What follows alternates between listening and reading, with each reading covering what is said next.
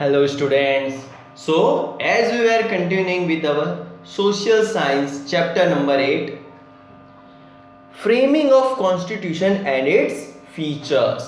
तो अभी तक हमने ये चैप्टर में देखा है कॉन्स्टिट्यूशन का इम्पोर्टेंस, फिर एक बहुत ही इम्पोर्टेंट टॉपिक आया था प्रियम्बल क्या होता है वो देखा, उसके बेसिक फीचर्स देखे, इम्पोर्टेंस ऑफ प्रियम्बल देखा हमने, फिर उसके बाद जो लास्ट लेक्चर था उसमें हमने कुछ कॉन्स्टिट्यूशन के बेसिक फीचर देखे। उसमें हमको पता चला कि जो इंडिया है वो यूनियन ऑफ स्टेट्स है, फेडरल गवर्नमेंट नहीं है। उस टाइप का स्ट्रक्चर एक फेडरल स्ट्रक्चर है, बट फेडरल वर्ड यूज करा गया नहीं है, उसकी जगह यूनियन ऑफ स्टेट्स कहा गया है। अब जब यूनियन ऑफ स्टेट्स है यानी दो गवर्नमेंट है हमारे यहाँ, एक होती है स्टेट गवर्नमेंट, दूसरी होती है सेंट्रल गवर्नमेंट, जिसको यूनियन गवर्नमेंट भी कहते हैं, जो दिल्ली में होती है या दिल्ली में होती है, जिसको हम पीएम सिलेक्ट करते हैं, वो वहां पे रूल करता है। जैसे अभी नरेंद्र मोदी है, वो हमारे सेंट्रल के हेड है, और जो हमारे स्टेट के हेड है वो है विजय रूपानी।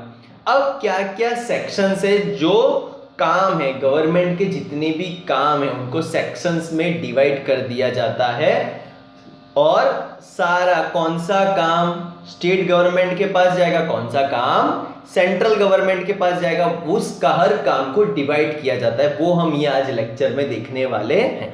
तो स्टार्ट करते हैं। तो कॉन्स्टिट्यूशन डेमिग्रेट्स यानी डिवाइड करना, the power of central and the state government into different list of subject यानी जो भी काम है, सब्जेक्ट हम इधर देखेंगे कोई भी काम, तो काम को हमारा कॉन्स्टिट्यूशन स्टेट गवर्नमेंट और सेंट्रल गवर्नमेंट में कैसे डिवाइड करते हैं।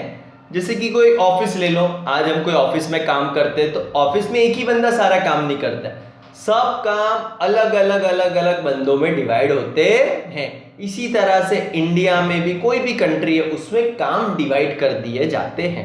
अब देखते हैं वो काम किसके पास कितना डिवाइड हुआ है, कैसे डिवाइड हुआ है।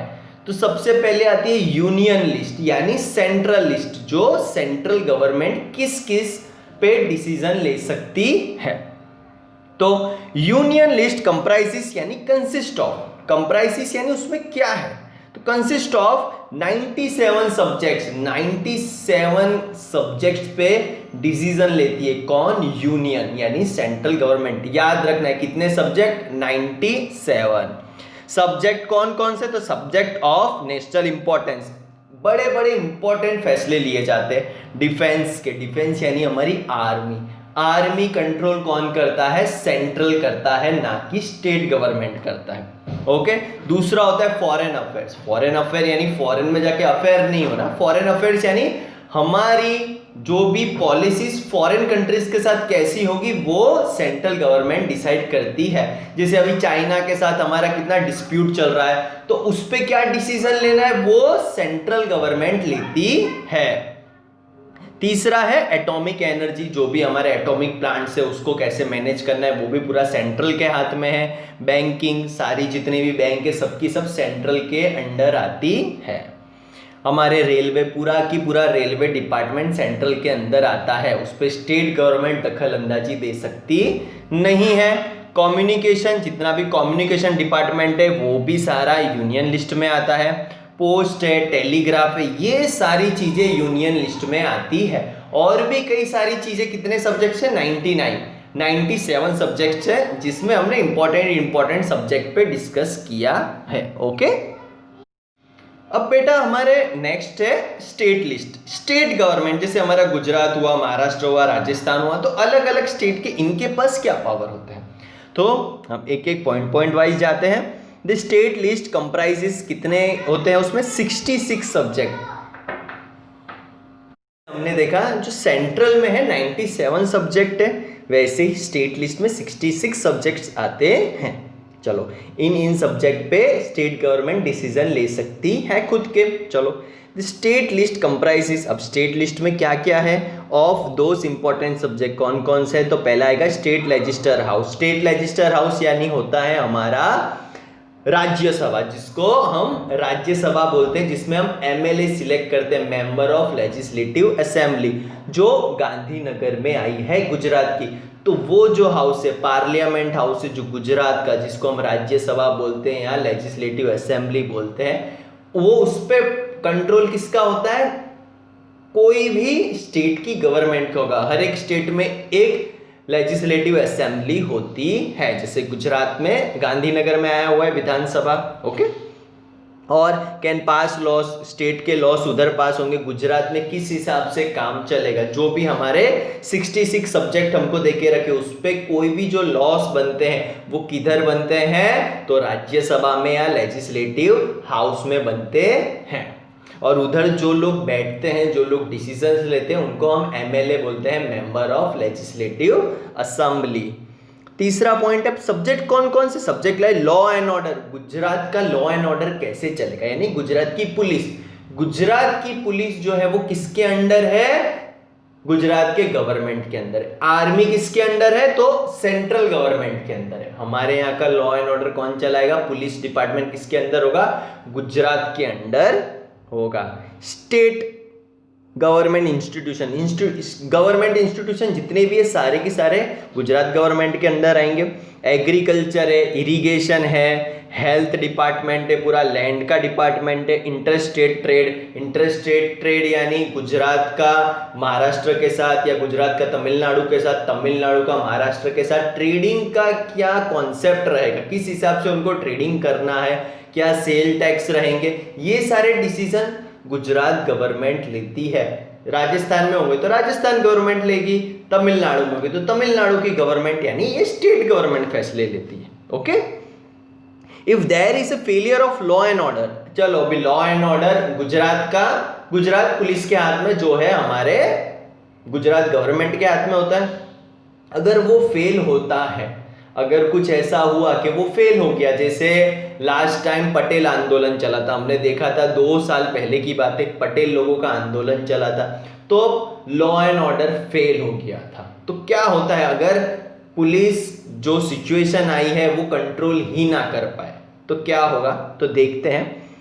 If there is a case of failure of law and order in the state, the union government यानी सेंट्रल गवर्नमेंट विद कॉन्सेंट यानी पूछ के, परमिशन लेके, और अगेंस्ट द विल या बिना पूछे, बिना मर्जी के, पूछ के या बिना मर्जी के, सेंट्रल गवर्नमेंट खुद भी ये डिसीजन ले सकती है कंट्रोल करने के लिए सिचुएशन को। वो किसको भेजती है? आरपीएफ, हमने सुना भी होगा, आरपीएफ आई है, उसको बोलते हैं रिजर्व्ड पुलिस फोर्स। जब कोई भी स्टेट का लॉ एंड ऑर्डर खतरे में आ जाता है तो सेंट्रल गवर्नमेंट जो है वो या तो पूछ के या बिना पूछे अपना फोर्स लगा सकती है, और जिसको बोलते हैं reserved police force, okay. Third है कॉन्क्यूरेंट लिस्ट। अब ये कॉन्क्यूरेंट लिस्ट क्या होता है? तो कॉन्क्यूरेंट लिस्ट हमने पहले देखा एक यूनियन लिस्ट है जिसमें सिर्फ सेंट्रल गवर्नमेंट डिसीजन लेती है। दूसरी लिस्ट देखी जो स्टेट गवर्नमेंट की, तो वो सारे फैसले स्टेट गवर्नमेंट लेगी, उसमें सेंट्रल गवर्नमेंट दखल अंदाजी दे सकती नहीं है। ये कॉन्क्यूरेंट है, यानी इस पे दोनों मिलके करते हैं, स्टेट गवर्नमेंट सेंट्रल गवर्नमेंट दोनों मिलके डिसीजन लेते हैं, इसको बोलते हैं कॉन्करेंट। अब इसमें क्या क्या है? In addition to this the constitution provides for a third list, that is एक तीसरा लिस्ट कॉन्स्टिट्यूशन प्रोवाइड करती है, इसको हम बोलते हैं कॉन्करेंट। अब ये क्या है? It consist of subject of common concern of both. ये कॉमन कंसर्न, जो कंसर्न यानी चिंता की बात या कोई चिंता का विषय किसका या जिससे लेना देना हो, स्टेट गवर्नमेंट का भी और सेंट्रल गवर्नमेंट का भी, दोनों के चिंता की बात हो तब डिसीजन दोनों साथ में मिलकर लेते हैं, उसको हम बोलते हैं concurrent list. The central and the state government can pass law on the subject. इसमें या तो सेंट्रल गवर्नमेंट या स्टेट गवर्नमेंट या दोनों मिलके लॉ पास करते हैं, यानी कानून बनाते हैं। कितने सब्जेक्ट है? तो बहुत इंपॉर्टेंट है, कॉन्करेंट लिस्ट हैज 47 सब्जेक्ट्स। कितने हैं? 47 सब्जेक्ट है। इसमें कौन कौन से आते हैं, तो क्रिमिनल एंड सिविल प्रोसीजर्स, कोई भी क्रिमिनल केस हो या सिविल केस हो, जो केसेस चलते हैं उसमें सेंट्रल या स्टेट गवर्नमेंट डिसीजन ले सकती है। मैरिज के हो या डिवोर्स के हो, उसमें एजुकेशन का भी हो तो भी दोनों मिलके साथ में लेते हैं। इकोनॉमिक प्लानिंग करनी है, कोई भी स्टेट की इकोनॉमी कैसे चलेगी उस पर भी दोनों मिलके लेते हैं डिसीजन, सेंट्रल और यूनियन। ट्रेड यूनियन होती है, उनके भी डिसीजन यूनियन गवर्नमेंट और सेंट्रल गवर्नमेंट दोनों, यूनियन गवर्नमेंट और स्टेट गवर्नमेंट दोनों मिलके लेते हैं। ओके, अब एक लास्ट पॉइंट आते हैं जिसको हम बोलते हैं रेसिडुअल पावर्स। रेसिडुअल पावर्स क्या होता है देखते हैं। तो दो subject which are not specifically allotted to union और state are called residuary powers. अब कुछ ऐसे सब्जेक्ट होते हैं ना स्टेट डिसीजन लेती है ना सेंट्रल डिसीजन लेती है, कोई भी इन सब्जेक्ट पे डिसीजन नहीं लेता है। जो सब्जेक्ट छोड़ दिए जाते हैं, कुछ यूनियन के पास जाते हैं, कुछ स्टेट के पास जाते हैं, कुछ दोनों मिलके लेते हैं और कुछ को छोड़ दिया जाता है, और जिनको छोड़ दिया जाता है उनको बोलते हैं residual powers. Matters that are not included in the division of power. जब कोई भी पावर का जब डिवाइड हो रहा था, जब सारे सब्जेक्टों का डिवाइड हो रहा था, तो कुछ सब्जेक्ट रह गए थे, तो उनको हम रेसिडुअल पावर बोलने लगे। अब इस पे हक किसका होएगा, अब जो रह गए सब्जेक्ट उस पर फिर डिसीजन कौन लेगा, तो वो डिसीजन कौन लेता है, central government. The central government is given the power to legislate on the residuary subject. Okay, The financial distribution of resources done between union government and state government, ये भी important point है कि जो भी पैसा आता है हमारी कंट्री में या कोई भी स्टेट में, तो वो पैसे को बांटा कैसे जाएगा। सेंट्रल गवर्नमेंट कितना पैसा लेगी, स्टेट गवर्नमेंट कितना पैसा लेगी, किस हिसाब से लेगी, वो भी हमने डिवाइड करा है। तो कैसे डिवाइड करा है, excise and custom, import and export, जो एक्साइज ड्यूटी लगती है, जो इंपोर्ट एक्सपोर्ट करते हैं, हमने कुछ माल मंगाया या कुछ माल भेजा, उन सब पे ड्यूटी लगती है तो टैक्स लगा जाता है। जो एक्साइज ड्यूटी होती है, कस्टम ड्यूटी होती है, वो सारा पैसा सेंट्रल गवर्नमेंट के पास जाता है। आप जो इनकम टैक्स भरते हैं, हम सब इनकम टैक्स भरते हैं, आप यानी आपके फादर जो भी नौकरी करता है, काम करता है, वो एक इनकम टैक्स भरता है।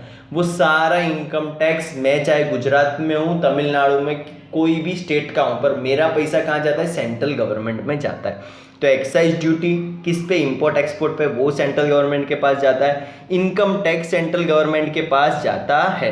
अब स्टेट गवर्नमेंट के पास क्या जाता है, तो सेल्स टैक्स, गुजरात का जितना भी ट्रेड होता है उस पर एक टैक्स लगाया जाता है। हम जितना भी सेल करते हैं उस पर पर्टिकुलर टैक्स लगता है, वो सारा टैक्स स्टेट गवर्नमेंट के पास जाता है। रेवेन्यू टैक्स जाता है। एंटरटेनमेंट टैक्स होता है, जैसे पिक्चर चलती है, हम मूवीज देखने जाते हैं, तो मूवीज में जब टिकट खरीदते हैं तो आप कभी ध्यान देना, उसमें एंटरटेनमेंट टैक्स भी लगा होता है। जैसे सर्कस देखने जाते हैं या मेला लगता है, तो जो टिकट होती है उसमें एक एंटरटेनमेंट टैक्स जुड़ा हुआ होता है, वो टैक्स स्टेट गवर्नमेंट के पास जाता है। एजुकेशनल टैक्स, हम जो एजुकेशनल है उस पर जो टैक्स लगता है वो भी स्टेट गवर्नमेंट के पास जाता है।